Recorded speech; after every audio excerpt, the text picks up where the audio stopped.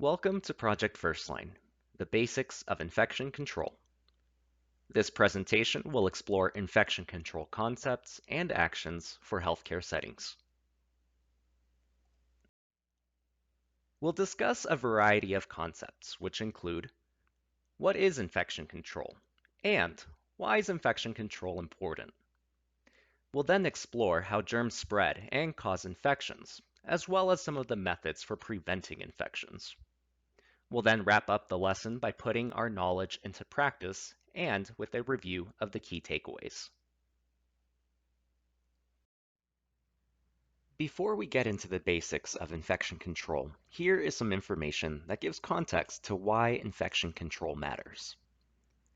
Did you know people receiving medical care in healthcare facilities, such as hospitals or nursing homes, can get serious infections called healthcare-associated infections, or HAIs. Each day, approximately 1 in 31 U.S. patients and 1 in 43 nursing home residents contracts at least one infection associated with their healthcare. People can get HAIs during or after procedures, like surgery, or from devices like catheters or ventilators. HAIs also have an economic burden. HAIs in U.S. hospitals have direct medical costs of at least $28.4 billion each year. They also account for an additional $12.4 billion in costs to society from early deaths and lost productivity.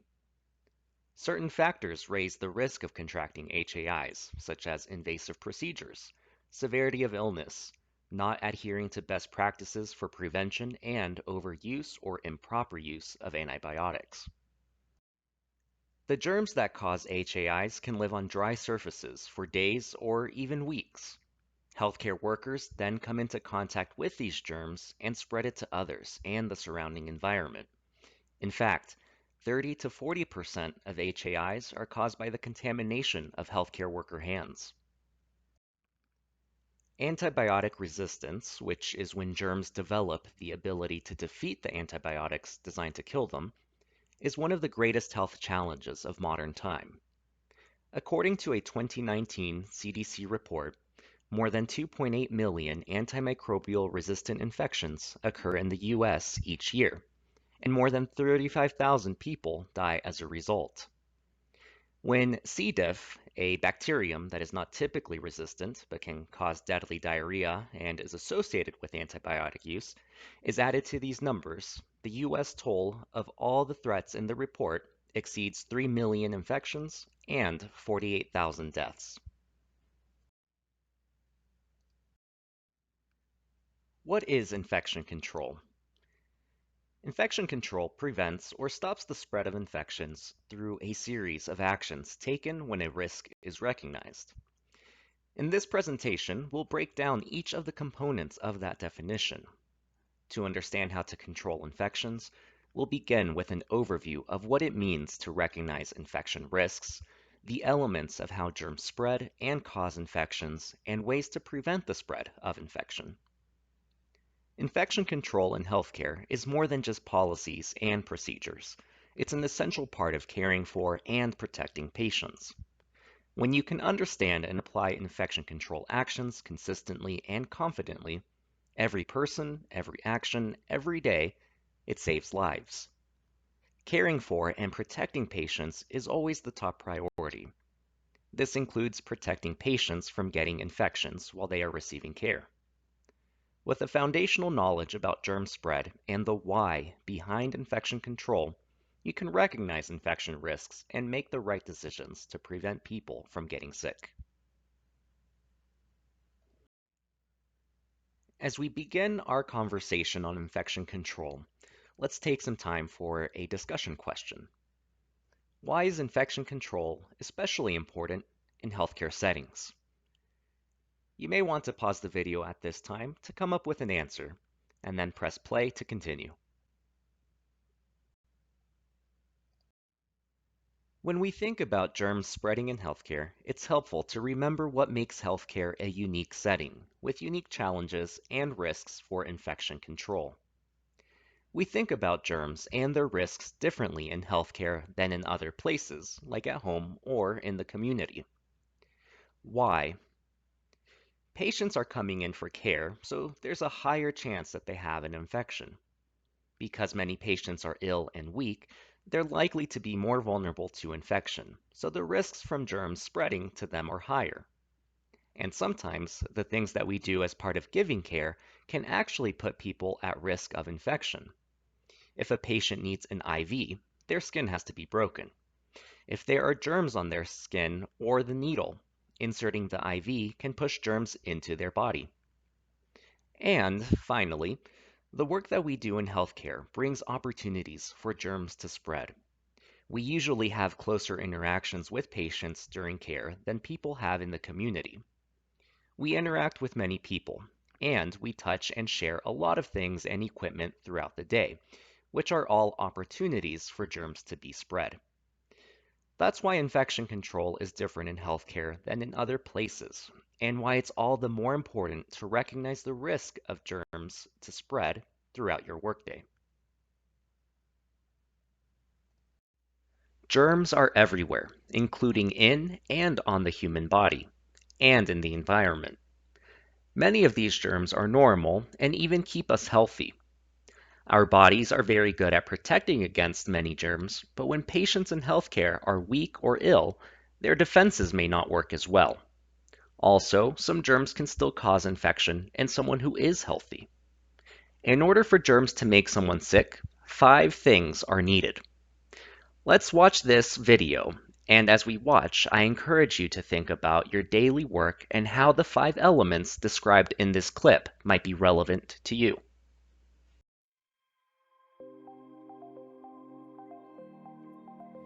There are 5 things that contribute to a germ spreading and making someone sick.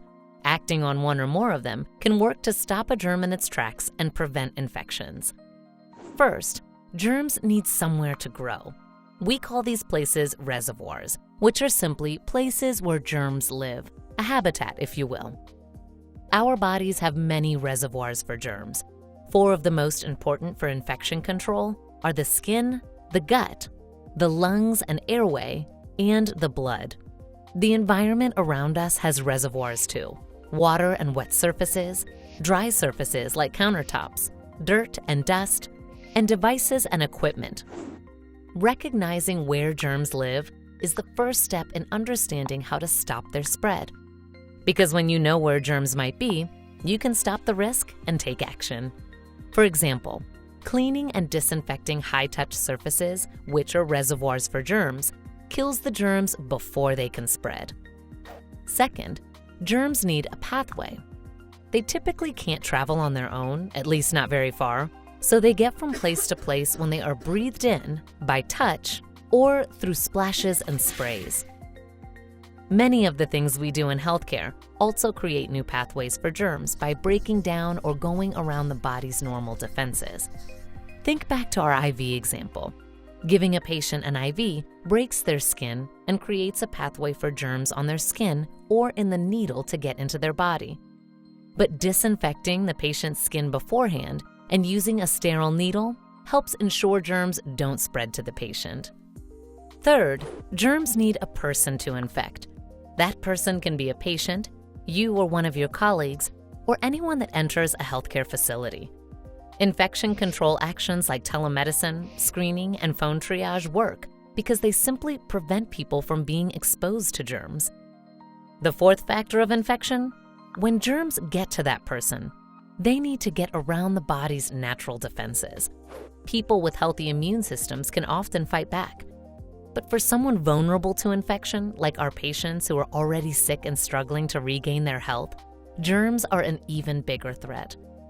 And finally, the germ has to survive in the environment while it spreads to be able to make someone sick. Note that these 5 factors don't have to happen in this order for a germ to spread. It's very important to perform infection control actions at any point to help prevent infections. Let's review the 5 elements that are needed for germs to spread and cause infections. First, germs need a place to live. We call these places reservoirs. Essentially, they're like habitats. Reservoirs can be in the human body, such as the skin, the digestive system or gut, the lungs and airway, and the blood. Reservoirs can also be in the environment, such as water and surfaces that have water on them.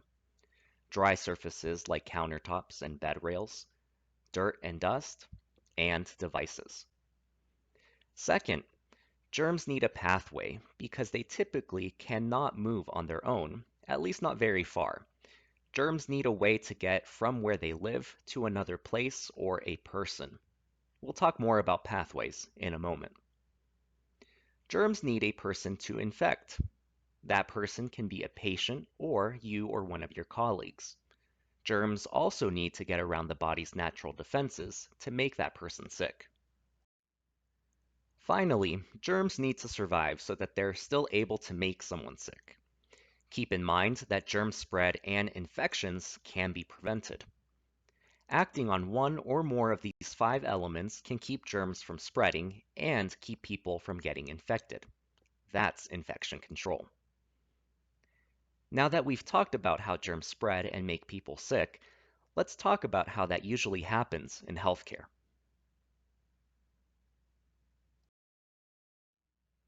In most cases, there are four main pathways for germs to spread from reservoirs in healthcare. The first is through touch. That usually involves the skin, especially the hands, but it also happens with devices, which touch different people and surfaces. Another pathway for germs is through breathing in. A third is through splashes or sprays of blood, body fluid, or water from a sink or other source. Germs in those splashes or sprays can get into a person's eyes, nose, or mouth, or into a cut or a break in their skin and cause infection. The last common pathway for germ spread in healthcare is through clinical care tasks that bypass or break down the body's natural defenses, like when a patient's skin has to be broken to insert an IV. That creates a pathway for germs to enter the patient's body.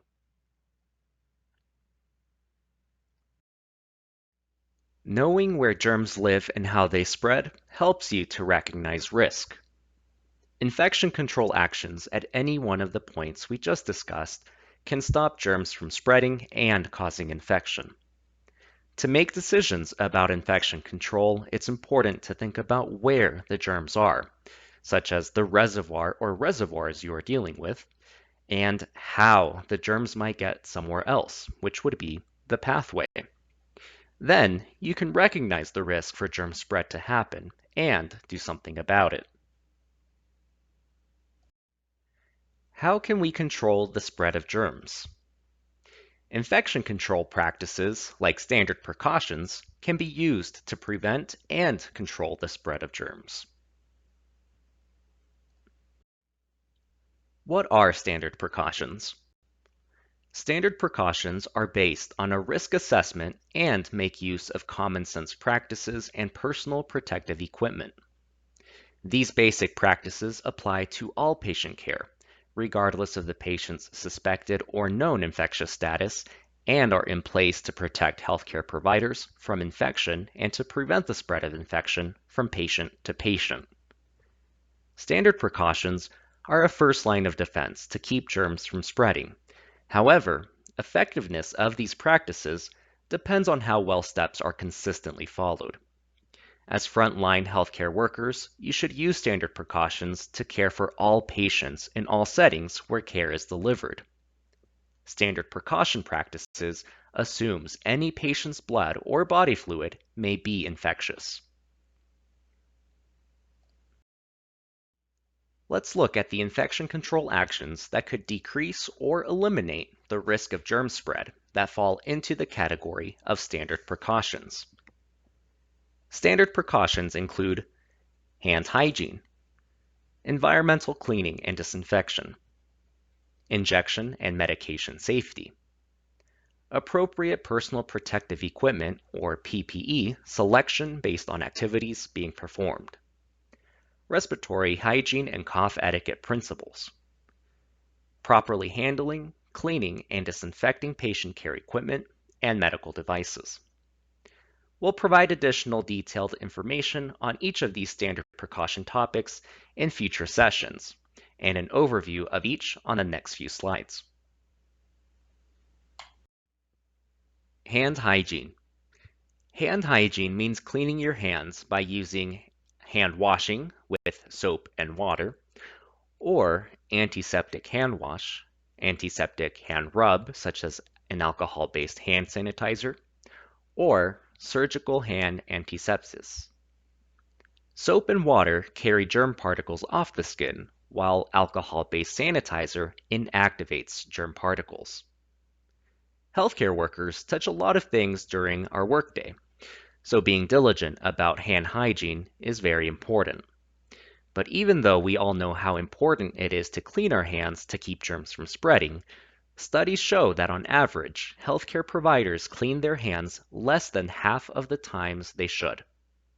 We might need to clean our hands as many as 100 times per 12-hour shift, depending on the number of patients and intensity of care. Cleaning and disinfection. Cleaning and disinfection includes the environment, patient care equipment, and reusable shared medical devices. Cleaning is a process that removes things like dust, dirt, grime, and other spills, smears, and everyday messes from surfaces, along with some germs. Disinfection is a process that kills germs. It's important to keep the healthcare environment clean to stop germs from spreading.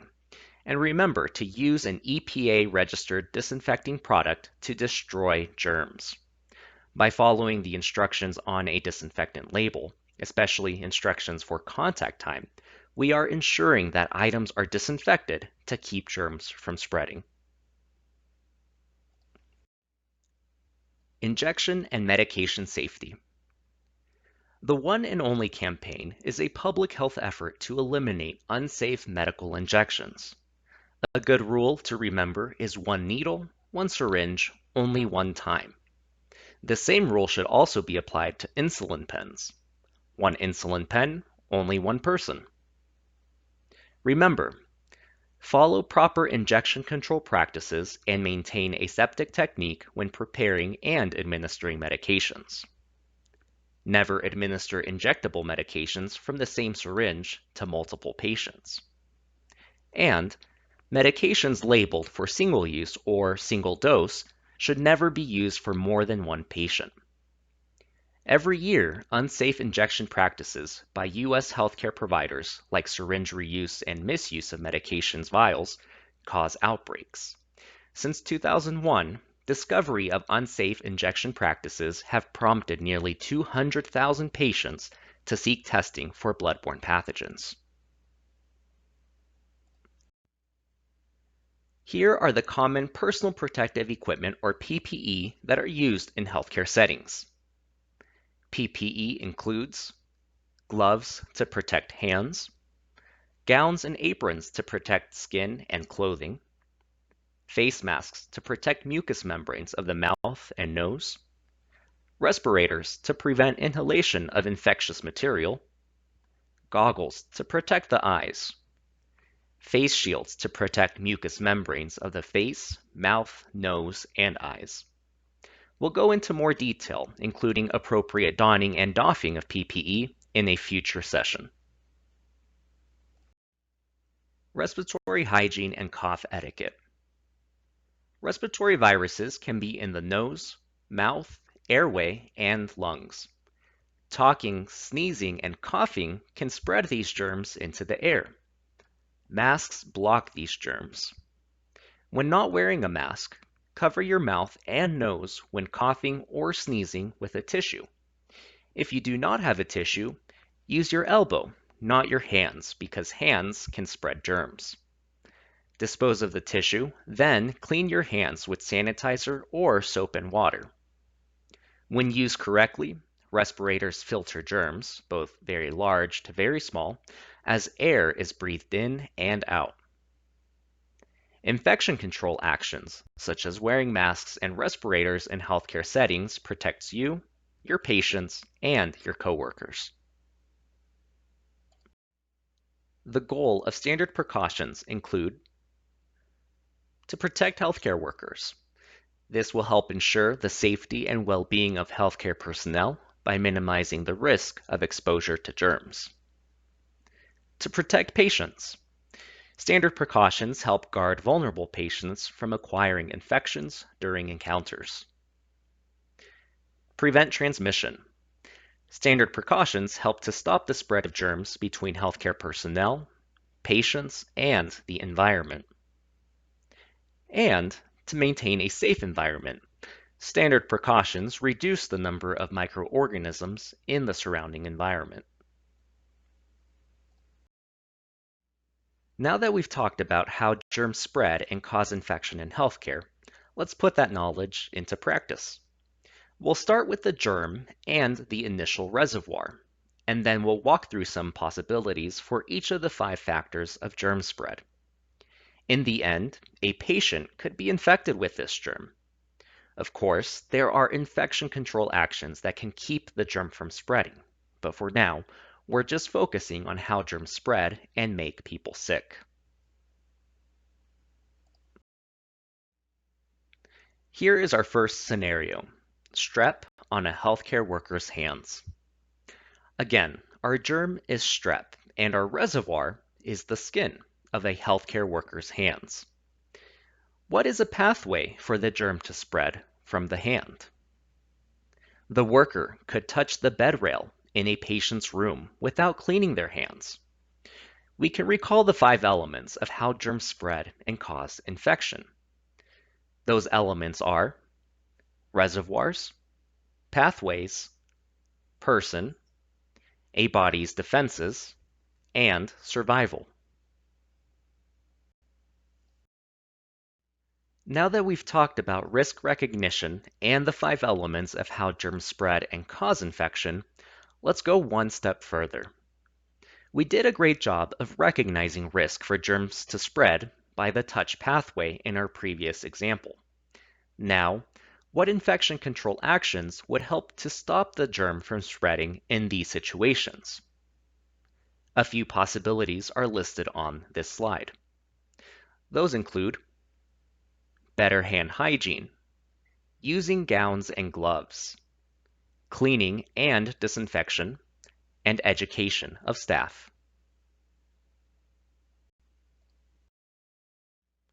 Let's look at another scenario. The worker in this example could touch the bed rail in a patient's room without first cleaning their hands. The germ from their hands is now on the bed rail. From there, how could it get to the patient? The patient could pick up the germ on their hand when they touch the bed rail if it has not been cleaned and disinfected first. The patient could then rub their eye, delivering the germ to their body. The germ has survived because the bed rail was not cleaned and disinfected, and the patient's natural defenses cannot fight it off. The patient now has an infection. Now, the way that I've outlined the 5 elements in this example isn't the only way germ spread can happen. In fact, there are many ways that the elements could work in this scenario for an end result of a patient becoming infected. It's also important to remember that the elements are not steps in a particular order and that it's not inevitable that someone will get sick from a germ. Infection control actions can keep germs from spreading at any point. Let's review a few key takeaways from this lesson. Germs are a part of everyday life and are found in our air, soil, water, and in and on our bodies. In healthcare, however, there's a higher chance for germs to spread because that's where people who are sick come for care. Patients are also more likely to have weakened immune systems or to need a procedure that might break through their body's natural defenses. Understanding where germs live And how they spread helps you to take action to prevent infections. Recognizing the factors that increase patients' vulnerability to infection allows providers to recognize risks and perform basic infection control practices to prevent infection from occurring. Standard precautions are infection control practices used to reduce the spread of germs and are used with any patient, regardless of known or suspected infection status. And effectiveness of standard precautions depends on how well each step is followed. You can keep exploring these topics on your own using the resources on this slide. Project FirstLine has a suite of products to help you learn more about how to recognize infection risks at work, where germs live in healthcare, and how germs spread. You can also follow Project FirstLine on social media. Thank you.